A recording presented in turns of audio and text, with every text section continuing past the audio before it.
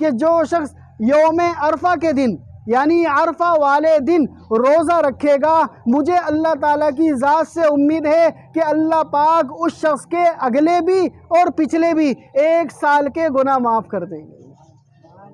اسی طرح 9 ذی الحجہ کی صبح فجر کی نماز سے لے کر 13 ذی الحجہ کی عصر کی نماز تک تکبیر تشریق پڑھنا۔ کیا ہے تکبیر تشریق؟ اللہ اکبر اللہ اکبر، لا الہ الا اللہ واللہ اکبر اللہ اکبر وللہ الحمد۔ تکبیر تشریق ہر فرض نماز کے بعد 1 مرتبہ مردوں کا زور سے پڑھنا یہ واجب ہے، اور عورتوں کا ہلکی آواز سے پڑھنا یہ واجب ہے۔ تو یہ تکبیر تشریق کب شروع ہوتی ہے؟ 9 ذی الحجہ سے۔ 9 ذی الحجہ کی فجر کی نماز سے لے کر 13 ذی الحجہ یعنی عید کے چوتھے دن کی عصر تک یہ تکبیر تشریق کہی جاتی ہے۔